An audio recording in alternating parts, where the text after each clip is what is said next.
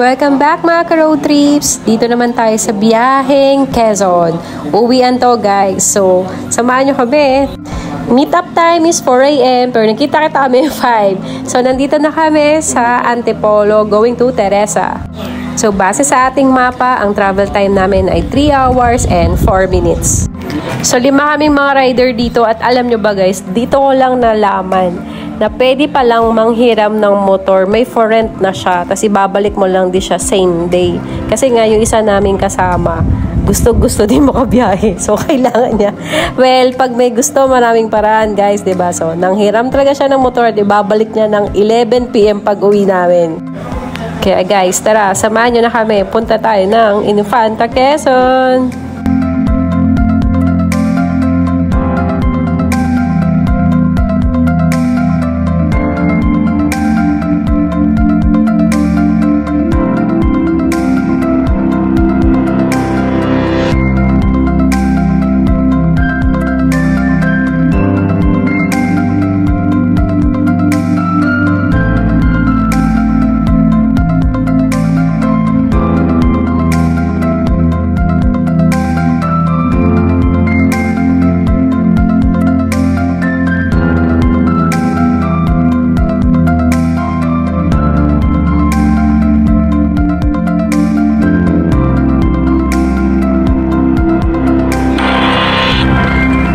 Guys, sumisilip na si Haring Araw.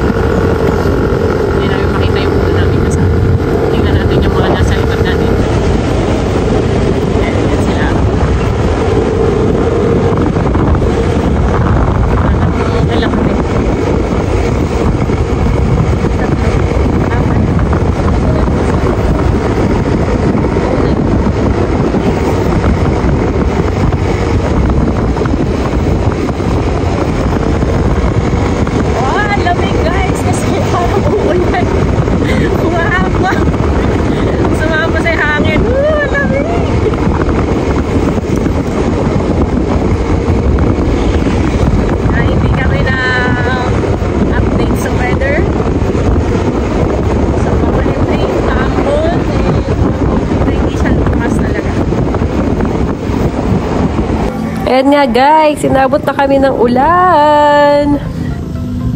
Tuloy pa din natin ang biyahe. Malapit na tayo.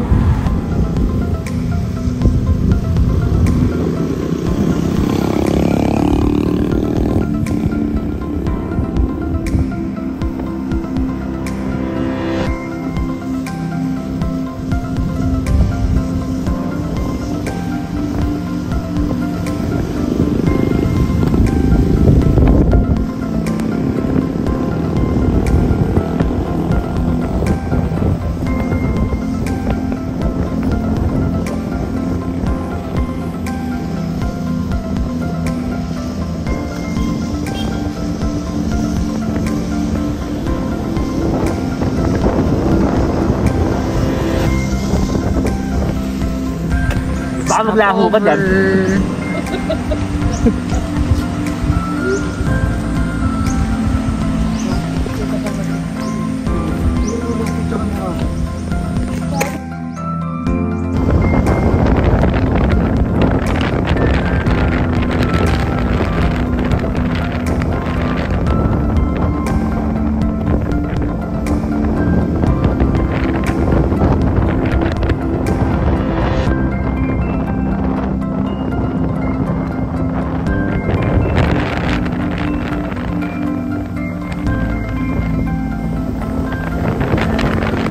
Finally mga ka-road trips, nandito na tayo. So, hindi na ako nakapagpa-video kanina kasi nga aligaga na rin sa pagbayad and pagpapasok namin. So, at umuulan. So, after almost 4 hours ang aming biyahe. Kasi nga, masama ang panahon. Pero kung hindi, kaya naman biyahin ito ng mga 3 hours lang. So, from Antipolo to Quezon. At dahil dyan mga ka-road trips, samahan nyo na kami mag-swimming at i-enjoy itong place na to.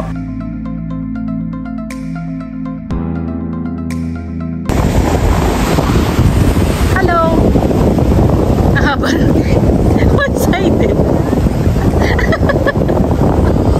One-sided. One-sided yung noo ko. Hi guys, andito na kami. Infanta, Quezon.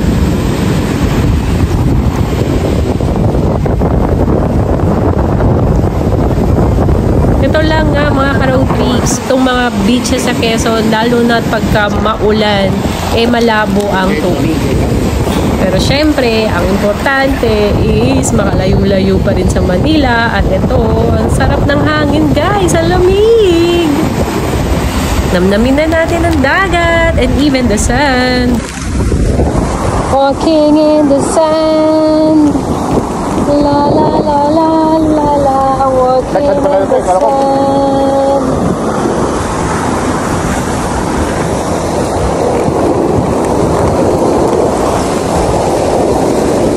Yes guys.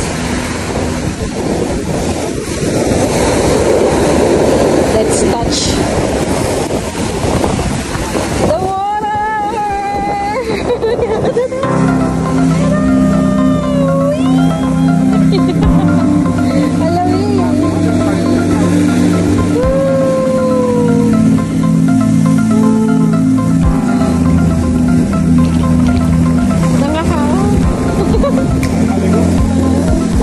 Mga ka-road trip, so hindi kompleto ang araw kung walang kulitan. Tara!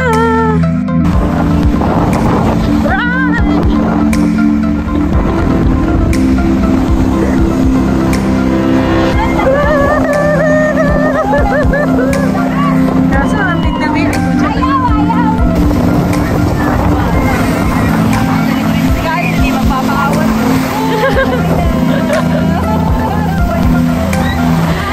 Gusto ko nga, si dito eh.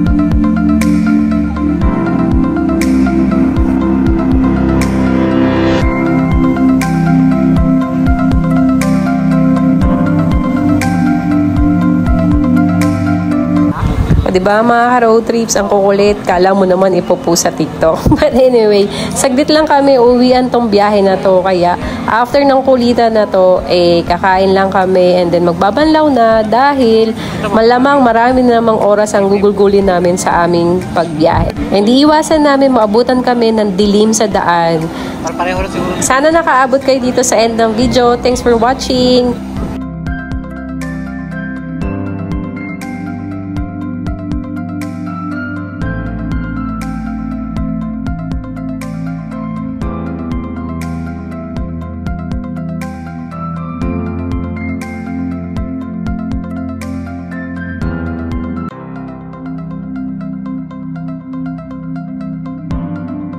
Doon sa dulo, ewan ko na lang. Ba't masyadong bilisan? Hindi. Nandayan eh. Ano? Ay, kasi na! Sinalikan!